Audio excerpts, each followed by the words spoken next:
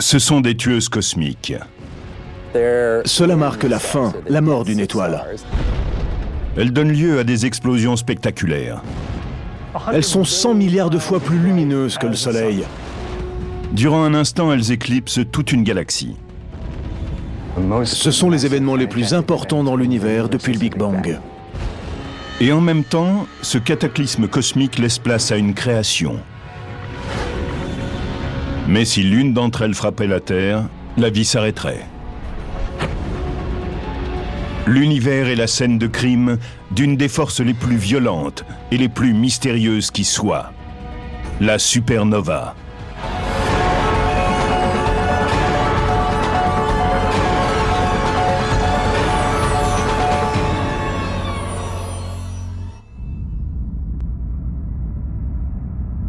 Les supernovas, qui signent de façon sensationnelle la mort des étoiles, produisent les plus grandes déflagrations de l'univers.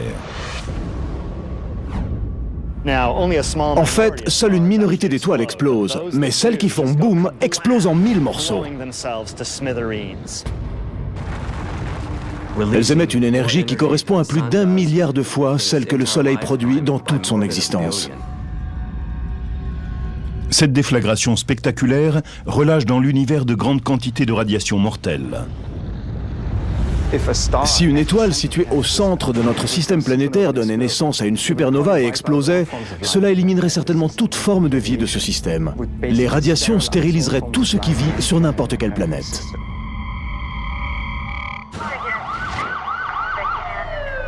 Comme des enquêteurs qui rassembleraient les indices d'un crime cosmique, les scientifiques utilisent dans les règles de l'art les télescopes et la technologie dont ils disposent pour repérer des supernovas et comprendre comment et pourquoi elles surgissent. C'est très intéressant. L'événement a déjà eu lieu avec l'explosion. Nous rassemblons des indices grâce à nos télescopes et nous essayons de comprendre ce qui s'est passé. Les enquêteurs stellaires savent que les supernovas ont une double personnalité. Elles ont un pouvoir de destruction absolu. Et en même temps, elles ont une fonction créatrice essentielle. Quand une supernova se déclenche, l'explosion produit beaucoup de lumière, mais également des éléments lourds, comme par exemple du fer, du calcium, du sodium ou d'autres éléments chimiques du tableau périodique. Ceux-ci viennent d'étoiles qui ont explosé avant la formation du Soleil. Ce sont ces éléments produits par ces gigantesques explosions stellaires qui constituent les planètes, les plantes et les êtres humains. Le calcium de nos os, l'oxygène que nous respirons ont été fabriqués dans les étoiles, puis dispersés dans l'espace.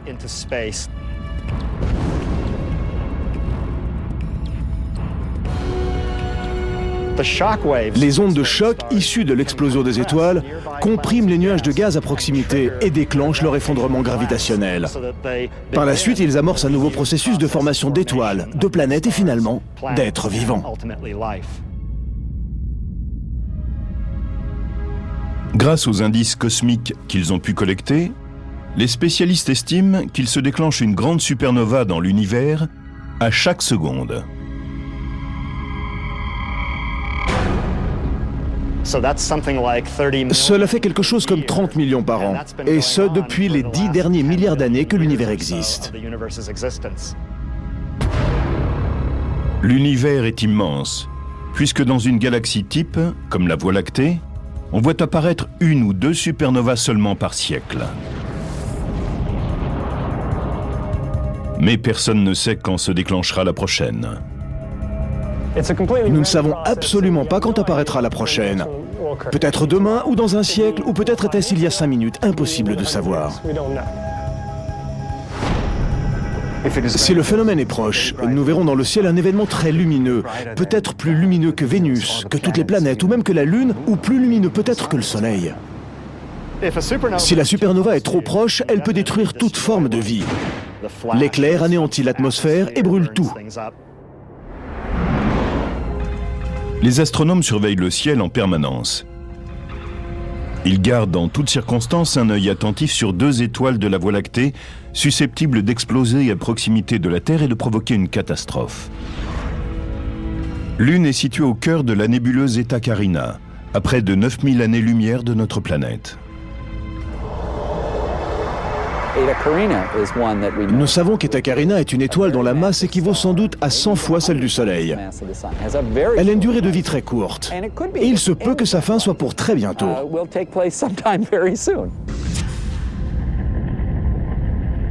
Bételgeuse, étoile de la constellation d'Orion, est elle aussi destinée à exploser en supernova. Cette supergéante de couleur rouge fait 15 fois la taille du Soleil, et elle est encore plus près de la Terre qu'Eta Carina. Cette étoile est à environ 500 années-lumière. La supernova sera donc éclatante et spectaculaire. Elle pourra même être observée en plein jour. On ne sait pas quand Bételgeuse explosera. Ce pourrait être cette nuit ou dans 10 000 ans. Nous n'en savons rien. Donc, il vaut mieux surveiller chaque nuit parce que ce qui est sûr, c'est que cela se produira.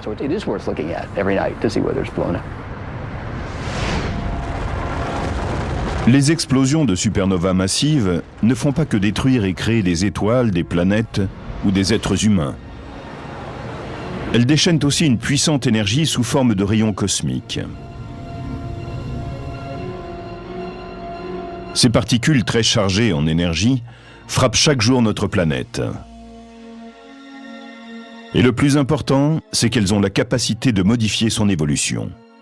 Nous vivons dans ce que j'appellerais une écologie galactique perturbée. La galaxie est en pleine éruption. Notre planète risque à tout moment d'être touchée. Les experts disent que ces rayons cosmiques peuvent transformer les êtres vivants. Et ils le font. Nous savons qu'il y a des mutations génétiques quand les rayons cosmiques frappent des éléments vivants, car cela perturbe l'ADN cellulaire.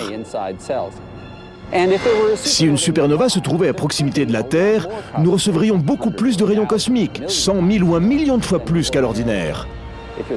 Cela peut provoquer la disparition d'une espèce ancienne, mais aussi le développement de nouvelles espèces. Ainsi, une supernova est-elle un agent de changement aussi bien positif que négatif?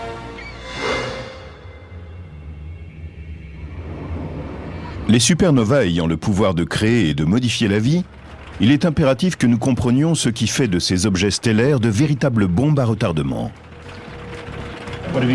C'est quoi ça? C'est une supernova. Pour résoudre cette énigme, il est essentiel de procéder à une analyse détaillée de ce qui est éjecté dans le cosmos par une supernova. Je suis content que celle-ci n'ait pas échappé à notre attention, c'est une belle prise. C'est une magnifique supernova. La nature nous dit, voilà, je crée ces objets facilement. Et nous, théoriciens, nous devons comprendre comment elle s'y prend. Comme dans n'importe quelle scène de crime, les indices essentiels résident dans ce qui est laissé derrière, après l'événement. Comme lors d'un coup de feu, des gaz brûlants et des débris d'explosion sont propulsés dans l'espace. Un coup de feu crée une onde de choc dont on entend le bruit assourdissant.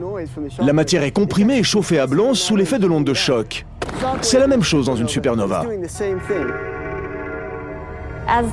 Ces débris explosifs filent à toute allure dans l'espace et entrent en collision avec les matériaux qu'ils croisent.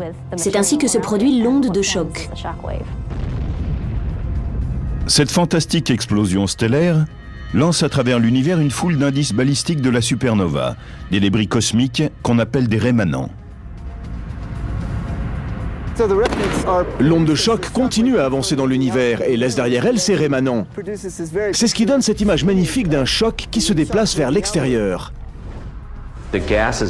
Les gaz qui constituent cette étoile sont éjectés à une vitesse incroyable, 15 000 km par seconde. Et ils créent ainsi une coquille en expansion qui parfois devient immense. Ces phénomènes avancent pendant des milliers d'années, voire des dizaines de milliers d'années. Donc parfois nous pouvons avoir une vision de l'explosion d'une supernova des dizaines de milliers d'années après l'événement. La collision à grande vitesse de débris stellaires dans une onde de choc produit une chaleur intense et une lumière sur des longueurs d'onde invisibles à l'œil humain. Il s'agit d'ondes radio, d'infrarouges, de rayons X et gamma.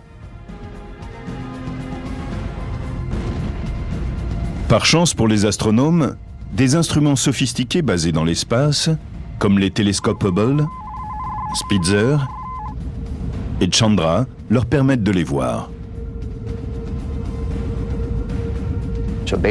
Chaque instrument et chaque mode d'observation vous donne un aperçu différent de ce qui se passe. Ensuite, vous essayez de rassembler le tout, et cela devient une entreprise intellectuelle. Comme une empreinte digitale, chaque supernova est unique, et elles peuvent être analysées de différentes façons. Nous pouvons mesurer la luminosité de la supernova, c'est ce que nous appelons sa courbe de lumière. Nous prenons aussi une autre mesure que nous appelons le spectre. Nous capturons la lumière d'une supernova dans un télescope et nous la répartissons à l'aide d'un prisme en un petit arc-en-ciel. Ensuite, nous mesurons la quantité de lumière dans chaque couleur ou pour chaque longueur d'onde. Cette analyse nous apprend beaucoup de choses intéressantes comme la composition chimique de la supernova, sa température, la pression et la densité des gaz, sa vitesse d'expansion. Les informations glanées grâce à la courbe de lumière et au spectre révèlent certaines différences entre les supernovas. C'est comme un travail d'enquêteur. À partir de la courbe de lumière et du spectre, vous disposez de différents indices et vous essayez de comprendre de quel type d'étoile il s'agit, pourquoi elle a explosé, quels éléments sont issus de cette explosion et quels peuvent en être les effets. Au fur et à mesure, nous voyons de mieux en mieux ce qu'était l'étoile à l'origine. À l'heure actuelle, nous pouvons connaître la composition de l'étoile au moment où elle a explosé.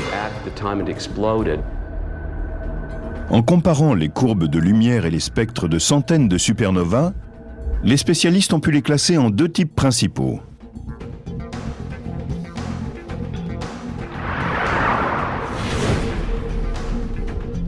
La supernova de type 1A ne dégage pas d'hydrogène.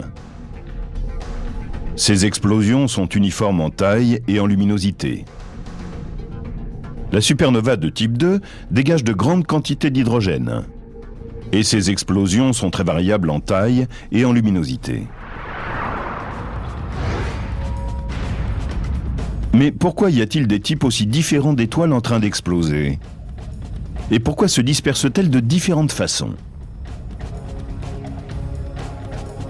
Les spécialistes ont concentré leurs efforts pour répondre à cette question bouleversante. Qu'est-ce qui pousse ces monstres stellaires à se détruire eux-mêmes ?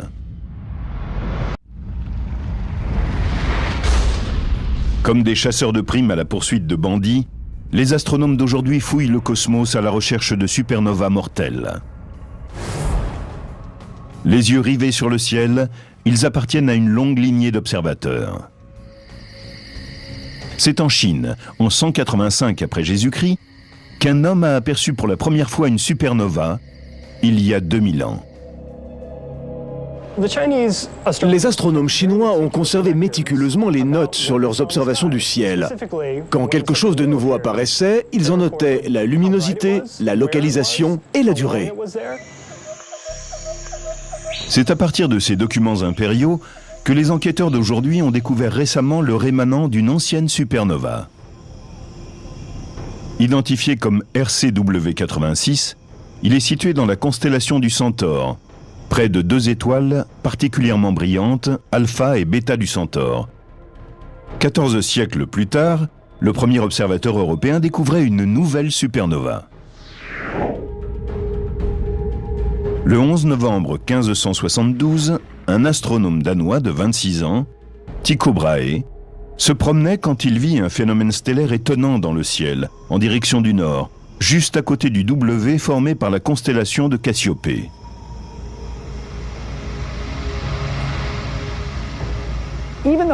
Il l'a vu et il était le plus grand astronome de son temps. Pourtant, il n'en a pas cru ses yeux. Quelques années après cette vision de Tycho Brahe, son ancien élève, Johannes Kepler, observa à son tour une nouvelle étoile. Il a mesuré la distance entre deux étoiles situées autour du phénomène. Et nous pouvons nous servir aujourd'hui de ces mesures pour retrouver l'endroit exact où l'explosion s'est produite. Quand les enquêteurs contemporains ont examiné de plus près le rémanent de la supernova de Kepler de 1604, ils ont trouvé quelque chose de très étrange. Une analyse précise de la composition chimique des gaz éjectés et en expansion a indiqué qu'il y avait eu deux étoiles qui s'étaient en quelque sorte liguées pour produire une gigantesque explosion. Comment ce compagnonnage a-t-il provoqué une catastrophe stellaire ? Beaucoup d'étoiles sont dans un système binaire. Elles ont un partenaire qui tourne autour d'elles et nous pensons que l'une des deux transfère une partie de sa masse sur l'autre. Les spécialistes ont découvert depuis que le compagnon de ce scénario binaire donnait lieu à ce qu'on appelle une supernova de type 1A. On pense que les supernovas de type 1A sont des explosions de naines blanches. C'est ainsi qu'une étoile comme le Soleil produira une pépite très dense de la taille de la Terre. Quand une étoile comme le Soleil meurt, elle expulse ses couches extérieures, pour ne laisser derrière elle qu'un petit cœur dense de matière dégénérée, qu'on appelle une naine blanche. Les cendres du Soleil vont devenir une naine blanche de carbone et d'oxygène formée de ces débris. Elle va durer éternellement, tout en refroidissant. Mais quand une étoile a un compagnon, tel le complice d'un crime, cela peut mener à la catastrophe. L'étoile transfère sa masse sur cette naine blanche, jusqu'au point où elle devient instable et qu'une fusion se produit en son centre. Ensuite, très rapidement, l'étoile naine blanche, qui est assez morne, va exploser en une supernova extrêmement violente et brillante. Mais pourquoi et comment certaines naines blanches engendrent-elles de telles déflagrations ? C'est un jeune astrophysicien très brillant, Subrahmanyam Chandrasekhar, le Sherlock Holmes de l'astrophysique, qui en a eu la perception alors qu'il se trouvait sur un bateau qui le conduisait d'Inde en Angleterre. Au cours de ce long voyage, il s'est servi des domaines nouveaux de la physique quantique et de la théorie de la relativité pour proposer l'idée qu'une naine blanche ne pouvait atteindre qu'une masse maximum limitée.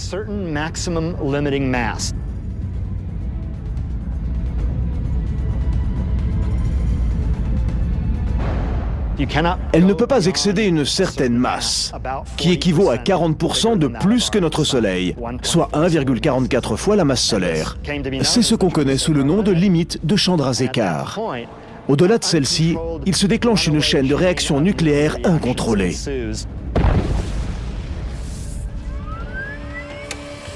Mais pendant des décennies, les enquêteurs scientifiques se sont demandé comment fonctionnait cette chaîne d'explosion et à quoi elle ressemblait. Les modèles informatiques n'ont jamais pu recréer ce qui semblait arriver dans la nature. Mais en 2006, des astrophysiciens du prestigieux Flash Center de l'Université de Chicago ont littéralement craqué le code. Cette équipe a été la première à créer un super programme informatique capable de traiter d'immenses quantités de données. C'était nécessaire pour simuler la complexité des dynamiques à l'œuvre dans l'explosion d'une étoile. Nous appelons cela le calcul haute performance. Certains des ordinateurs que nous utilisons comprennent 128 000 processeurs. C'est exactement comme si 128 000 ordinateurs étaient reliés pour travailler ensemble. Même avec toute cette puissance, les ordinateurs ont dû travailler presque 60 000 heures. Les astrophysiciens ont décidé de ne pas commencer la simulation de l'explosion au centre même de l'étoile. Si nous avons décidé de commencer plutôt un peu à côté du centre, c'est parce qu'il est très peu probable que la flamme brûle exactement au centre, ou quasiment.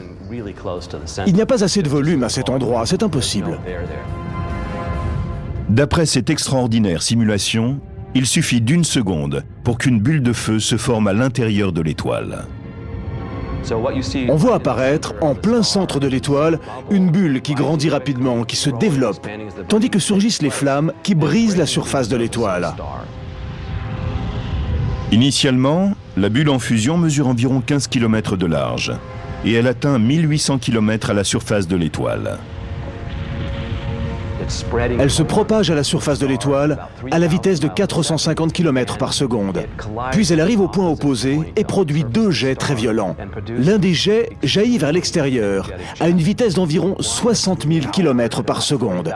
Un autre jet frappe en direction de l'étoile et met le feu à une onde de déflagration que vous venez de voir et qui traverse l'étoile à toute vitesse. Des températures torrides, dépeintes en utilisant une échelle de couleur standard, atteignent la température inimaginable de 1,648 milliard de degrés Celsius. On peut voir le moment où se produit la déflagration et où elle traverse l'étoile en moins d'une demi-seconde. Cette phase d'incendie prend moins de 3 secondes. Les analyses révèlent que les supernovas de type 1A sont toutes étonnamment similaires par leur taille et leur éclat. Cette explosion équivaut à la déflagration complète d'une masse comme celle du Soleil. Cette simulation par ordinateur, révolutionnaire, montre pour la première fois comment se produit une explosion dans une supernova de type 1A. Mais cela semble être radicalement différent pour une supernova de type 2. En examinant des débris stellaires, un spécialiste a estimé qu'une supernova de type 2 n'était pas liée à une explosion de naines blanches, mais bien plutôt à celle d'une étoile massive en train de mourir, une étoile dont la masse serait 10 fois celle du Soleil. Mais comment fonctionnent ces méga-explosions ? La réponse à cette énigme cosmique est arrivée au milieu du XXe siècle, quand des chasseurs de supernovas ont pour la première fois de l'histoire scruté systématiquement les étendues intergalactiques à la recherche de gigantesques étoiles en train d'exploser.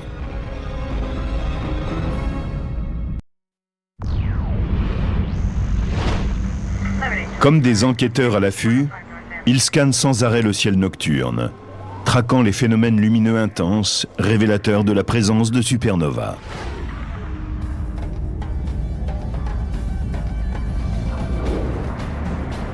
Pour assurer cette surveillance, ils utilisent un éventail impressionnant de télescopes de haute technologie, dispersés à travers le globe.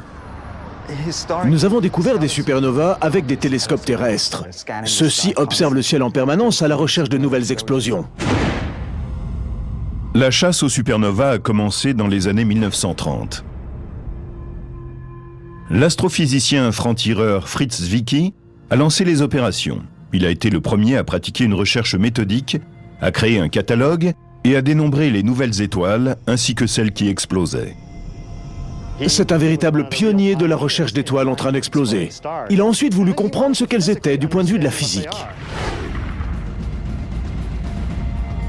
Des astrophysiciens novateurs ont émis l'idée que ces événements spectaculaires étaient des explosions d'étoiles entières.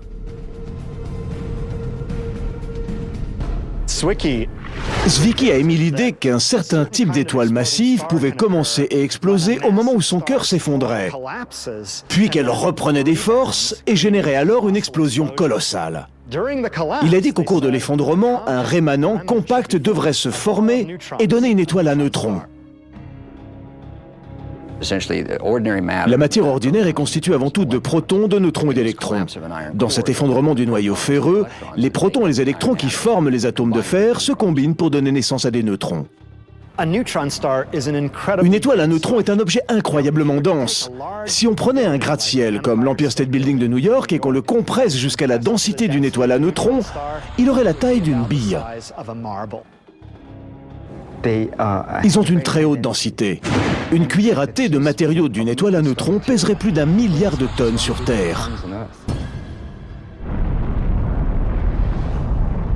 Aujourd'hui, les spécialistes pensent que seules les énormes étoiles mesurant au moins 10 fois la taille du Soleil ont le potentiel pour générer ce type d'explosion avec effondrement du cœur. L'étoile massive génère de l'énergie en opérant la fusion d'abord de l'hydrogène, puis de l'hélium. Elle fusionne l'hélium en carbone, puis en oxygène, et cela continue jusqu'à obtenir du fer.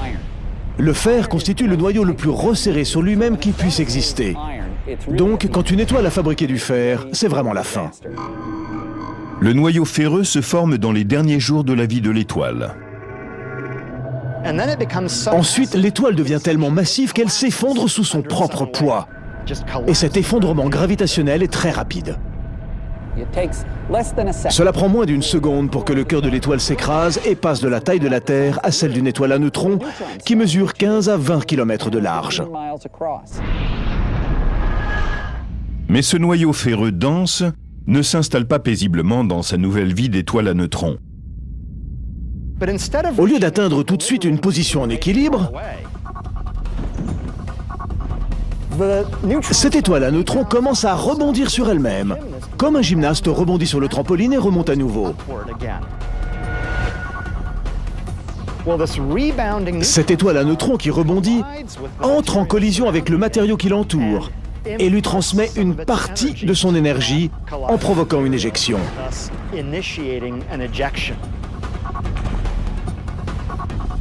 Pourtant, contrairement aux gymnastes pour qui finalement la gravité l'emporte et le ramène sur Terre, pendant que le cœur s'effondre, une autre force continue à diriger l'éjection vers l'extérieur. Maintenant, quelle est cette force mystérieuse qui a provoqué cette déflagration dans l'espace ?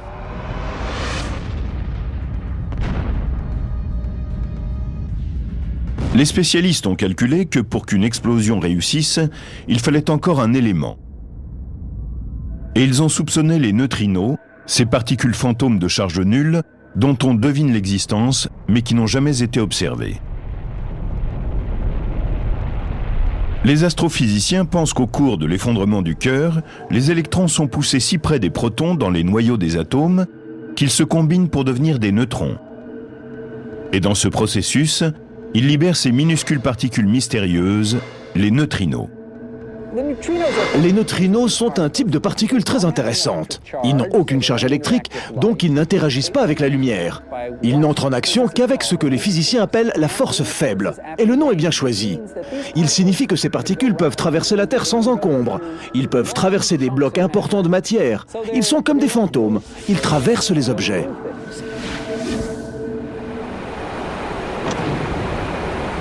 Pendant des siècles, les astronomes ont étudié les rémanents de supernovas dans les galaxies lointaines, des événements passés depuis longtemps.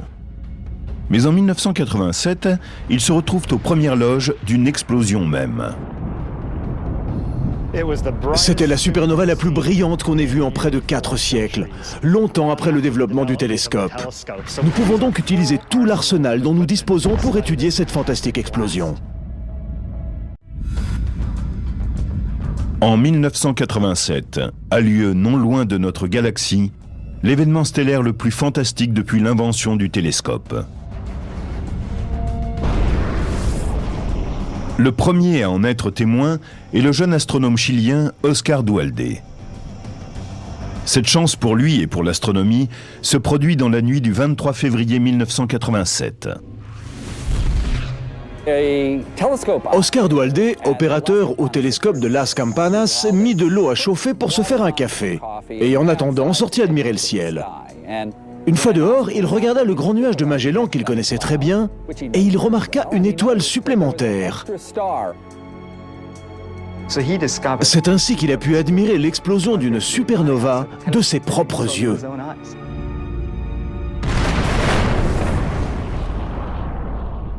Quand une étoile explose, les astrophysiciens, comme des enquêteurs sur un crime, savent que les premières heures sont critiques.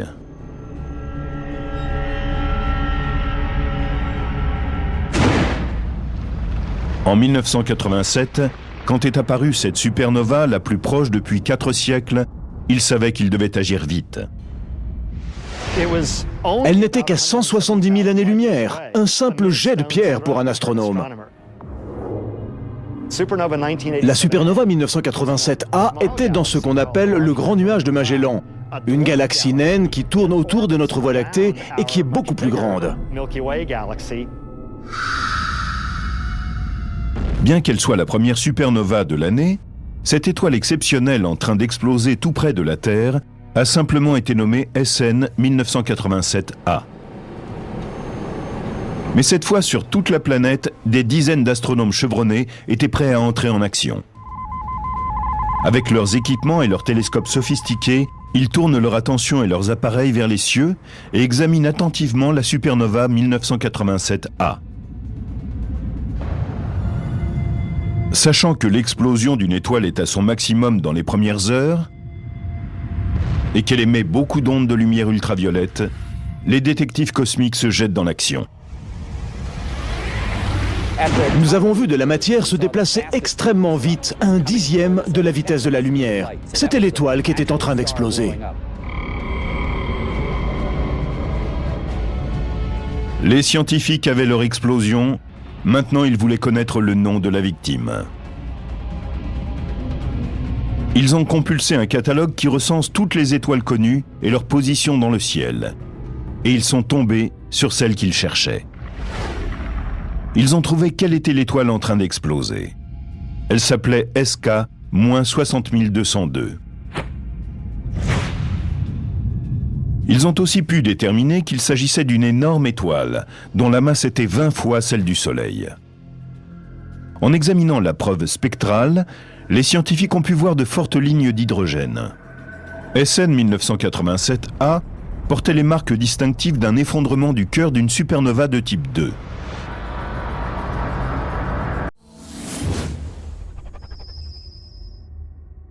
Mais pour confirmer leurs soupçons et prouver cette théorie de l'effondrement du cœur, il fallait trouver un élément supplémentaire. Les spécialistes avaient besoin de neutrinos, ces particules fantômes dont ils avaient prévu qu'elles seraient libérées pendant l'explosion.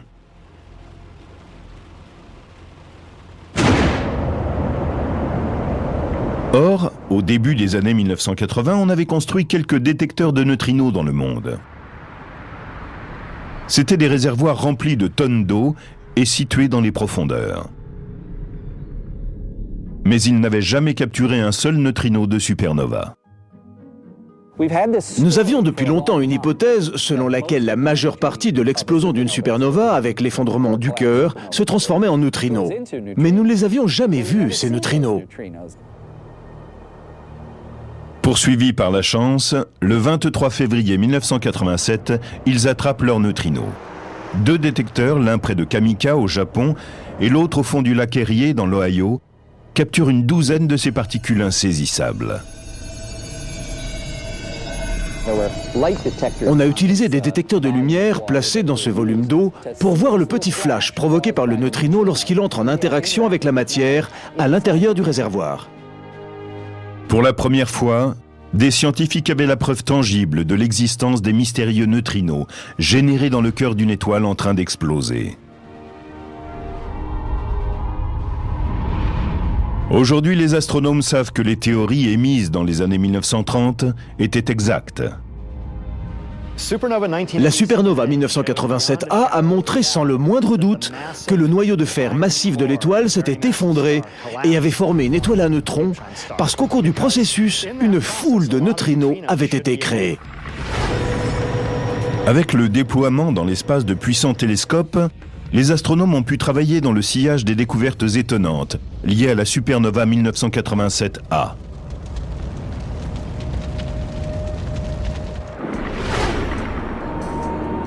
En 2006, l'astronome Robert Quimby, âgé de 30 ans, allait de nouveau bouleverser les idées admises et révolutionner la façon dont les astronomes traquaient les supernovas.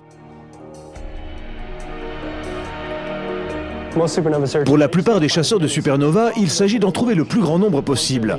Ils vont observer une fois tous les 15 jours ou toutes les semaines. On peut en effet en trouver en scrutant le plus d'étendues possible. Moi, j'ai décidé de me limiter à un certain nombre d'étendues et de les regarder aussi souvent que je peux. Le détective cosmique, plein d'initiatives, a programmé son télescope robot pour qu'il balaye systématiquement, chaque nuit, la zone qu'il a choisie. Comme un projecteur interstellaire, il scanne méthodiquement le même petit coin sombre du cosmos à la recherche de supernovas. J'ai des logiciels qui peuvent très rapidement analyser les données et me dire s'ils voient quelque chose qui n'était pas là auparavant. Quand cela se produit, si je pense que cela pourrait être une supernova, je vais en étudier le spectre. Il m'indiquera exactement ce que c'est, si c'est une supernova, de quel type, etc. Le 18 septembre 2006, Quimby effectue sa grande découverte. Il découvre la supernova la plus brillante qu'on ait jamais vue. C'était ma 4e supernova et je considérais que cette chance me revenait. Les autres ont regardé les spectres et ils ont commencé à prendre leurs propres mesures de photométrie, à regarder quel était son éclat. Et ils ont finalement dit que 2006 GY était plus vive qu'aucune autre supernova recensée. Elle a duré plus de 2 mois, 70 jours au maximum de sa luminosité, et puis elle a pâli. Cette supernova, telle qu'on n'en avait encore jamais vue, avait été découverte par un étudiant de 4e année de l'Université du Texas. L'analyse d'un rémanent a indiqué que l'étoile, avant d'exploser, mesurait 100 fois la taille du Soleil. Et étant donné la grande quantité d'hydrogène qui apparaissait dans son spectre, cette supernova portait la marque d'un événement de type 2. Et puis, Quimby se surpassa. Après avoir analysé une supernova insignifiante, nommée SN 2005 AP, qu'il avait découverte auparavant, il fit une découverte stupéfiante. Elle est à peu près 100 milliards de fois plus brillante que le Soleil.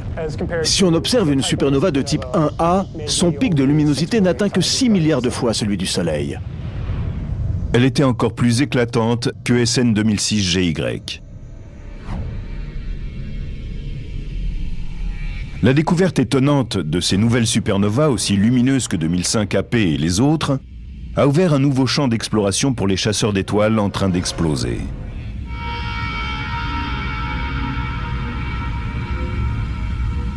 Notre idée de base, c'est que tout cela est peut-être lié au sursaut de rayons gamma. Les rayons gamma sont la forme la plus puissante de lumière que l'on connaisse dans l'univers. En analysant les supernovas, les enquêteurs ont été plus proches que jamais de résoudre certaines énigmes déconcertantes du cosmos. Comment l'une peut-elle produire des rayons gamma et l'autre n'être qu'une supernova ordinaire? Cela demeure un grand mystère.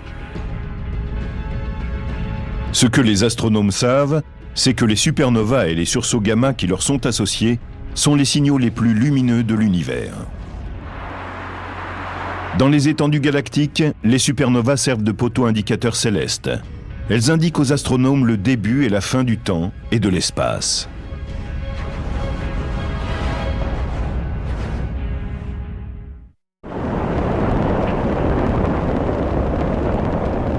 Le puissant satellite Swift de la NASA, lancé en 2004, a été spécifiquement conçu pour balayer le ciel et détecter les sursauts gamma dans l'univers.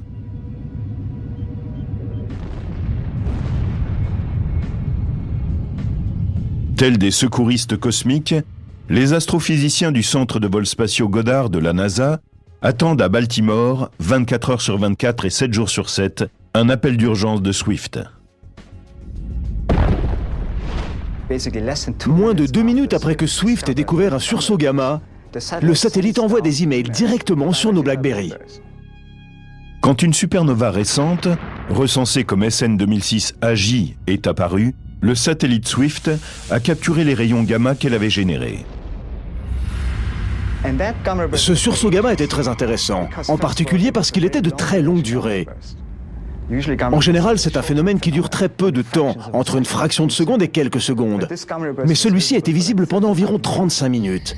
Et 3 jours plus tard, nous avons vu exploser une supernova au même endroit. C'est la solution d'un des grands mystères des sursauts gamma. Nous avons découvert que certains d'entre eux étaient liés à des étoiles en train d'exploser. Aujourd'hui, les astronomes observent des centaines de supernovas et les sursauts gamma mortels qu'elles génèrent. Dans les étendues cosmiques, les spécialistes utilisent ces poteaux indicateurs stellaires pour établir les limites et l'ampleur de l'univers. On peut se servir des supernovas pour explorer l'univers parce qu'elles sont très faibles et très lointaines. Avec elles, on peut étudier les courbures, l'espace, le temps et tout le cosmos. Par exemple, si vous êtes sur une autoroute déserte et que vous regardez les phares d'une voiture, vous pouvez dire celles qui sont proches et celles qui sont éloignées en fonction de l'éclat de leurs phares.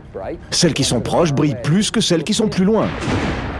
En mesurant systématiquement à quelle distance sont les objets, on peut connaître la taille, l'âge, la forme, l'histoire et l'avenir de l'univers.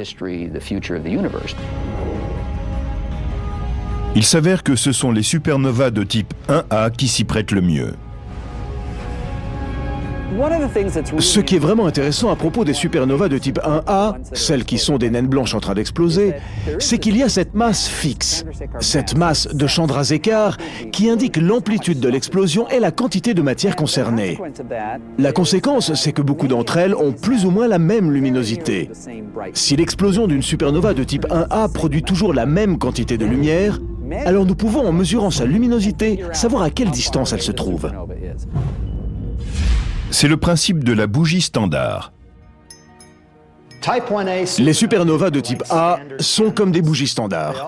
Elles ont toutes la même puissance et le même pic de luminosité. Lorsque vous les observez de distances différentes, elles semblent avoir une luminosité différente. Elles ont l'air plus faibles si elles sont plus loin et plus brillantes si elles sont plus proches. Ainsi, quand nous trouvons une supernova de type 1A dans une galaxie lointaine, nous mesurons sa luminosité apparente. Et en la comparant avec la puissance d'une supernova de type A plus proche et déjà recensée, nous pouvons déterminer à quelle distance est la première supernova et par conséquent sa galaxie. Cette technique novatrice a aussi conduit les enquêteurs cosmiques à quelques conclusions radicales. On peut, à partir de la distance des supernovas, comprendre l'activité de l'univers et son âge. Nous savons maintenant, grâce à différents indices, qu'il a un peu moins de 14 milliards d'années. Mais surtout, nous avons découvert qu'il était en train d'accélérer, alors que nous pensions qu'il ralentissait sous l'emprise des matériaux gravitationnels. Cette découverte a provoqué une véritable révolution intellectuelle. Comme si, quand on lançait une balle vers le plafond, elle revenait dans la main, puis retournait vers le plafond de plus en plus vite. Tous les manuels d'astronomie disaient que l'univers allait ralentir. La gravité devait freiner le rythme d'expansion. Mais ces résultats ont montré qu'au lieu de ralentir, il était en fait en train de s'élargir de plus en plus vite.